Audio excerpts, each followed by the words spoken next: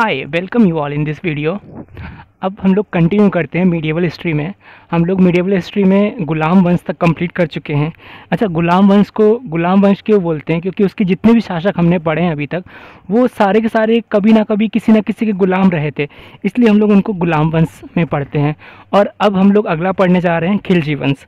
तो खिलजी वंश में जो लास्ट हमारा गुलाम वंश होता है, हमने लास्ट में पढ़ा था कि बलबन का पुत्र होता है, जो वहाँ पर कैकुबाद और कयूमर्स हमने पढ़ा था। कयूमर्स लास्ट में रहता है, जो आखिरी शासक होता है गुलाम वंश का, जिसकी जलालुद्दीन खिलजी हत्या कर देता है।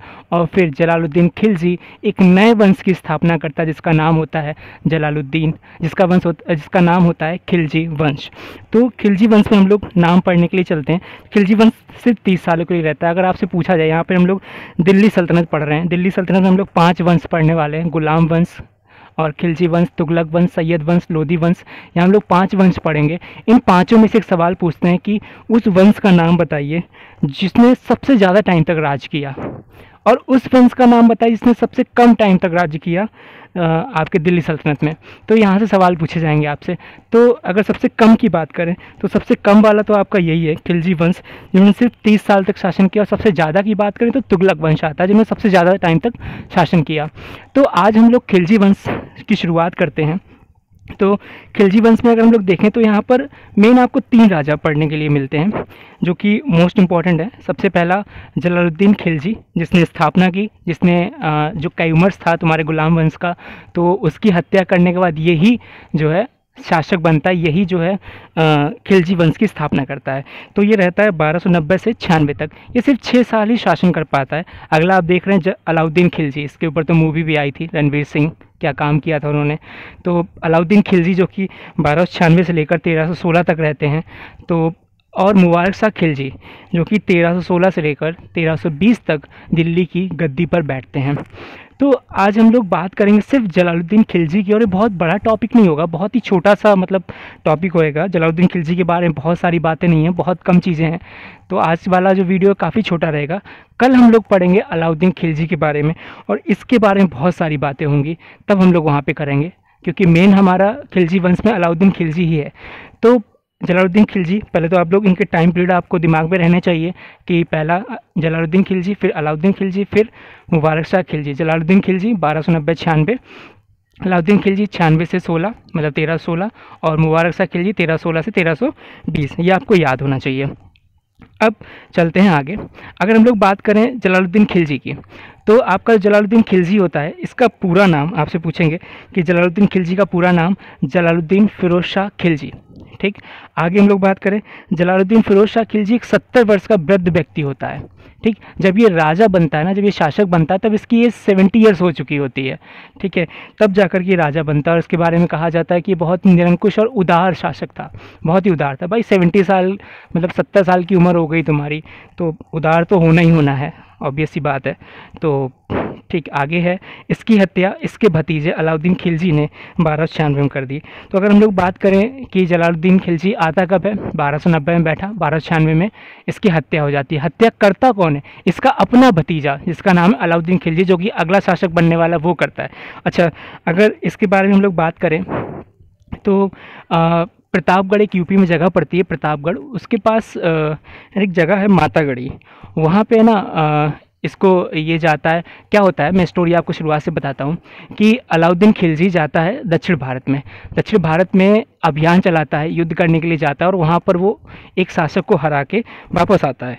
तो जब ये वापस आ रहा होता है ना, तो जलालुद्दीन खिलजी ये खबर सुन के बहुत खुश होता है, क्योंकि इससे पहले आपने अगर पढ़े हैं, पीछे के वीडियोस देखे हैं, तो आपने नोटिस किया होगा, इससे पहले किसी भी शासक ने दक्षिण भारत में जाकर के कोई भी अभियान नहीं चलाया, दक्षिण भारत को जीतने की कोशिश ही नहीं की।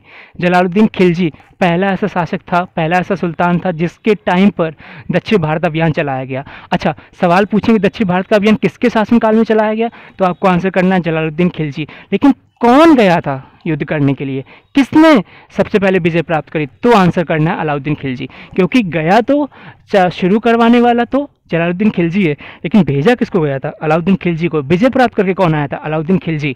ठीक, तो जब अलाउद्दीन खिलजी वहाँ से विजय प्राप्त करके वापस आता है, तो जलालुद्दीन खिलजी बहुत खुश होता है। तो जलालुद्दीन खिलजी जो है वो इससे मतलब अलाउद्दीन खिलजी से मिलने के लिए ये मातागढ़ी के टीले पे जाता है, वहीं पे मिलने के लिए। तो जब ये वहाँ पे जा रहा होता है ना, तो जाते वक्त क्या होता है कि ये यहाँ पे ना पहले से तैयारी करके रखता है अलाउद्दीन खिलजी की, जैसे वो हमसे मिलने आएगा और हम उसको मार देंगे। अगर आपने अलाउद्दीन खिलजी जो रणवीर सिंह की मूवी अगर आप लोगों ने देखी हो तो आपको थोड़ा वो दिमाग में आ रहा हो कैसे करके वो वहाँ पे बुलाता है और कैसे करके वो धोखे से मार देता है। ठीक है, तो होता क्या, जब ये मातागढ़ी के टीले पहुंच जाते हैं जलालुद्दीन खिलजी, तो यहाँ पर अलाउद्दीन खिलजी 2 आदमी को पहले से तैयार करके रखता है, उसके साथ सेटिंग करके रखता है कि जैसे जलालुद्दीन खिलजी यहाँ पे आएंगे तो हमको उन्हें कैसे मारना है, किस बहाने से मारना है। तो उन दोनों के नाम पूछे जाते हैं आपके एग्ज़ाम में कि उन दोनों के नाम बताइए जिन्होंने मिलकर के हत्या की थी।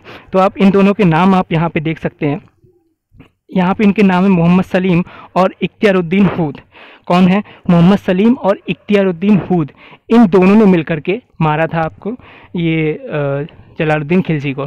तो आपको ये दोनों नाम याद रखने हैं, मैं वापस से रिपीट कर रहा हूँ, मोहम्मद सलीम और इख्तियारुद्दीन हूद, जो कि अलाउद्दीन खिलजी के साथ मिलकर के जलालुद्दीन खिलजी की हत्या कर देते हैं। ठीक, और अगर मैं फिर से एक बार रिपीट कर रहा हूँ कि भाई पूछा जाए आपसे कि दक्षिण भारत का अभियान किसके काल में चलाया गया, तो आपको आंसर करना है जलालुद्दीन खिलजी के या खिलजी वंश के काल में।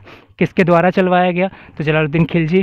किसने चलाया, किसने सबसे पहले विजय प्राप्त करी, तो आपको आंसर करना है अलाउद्दीन खिलजी।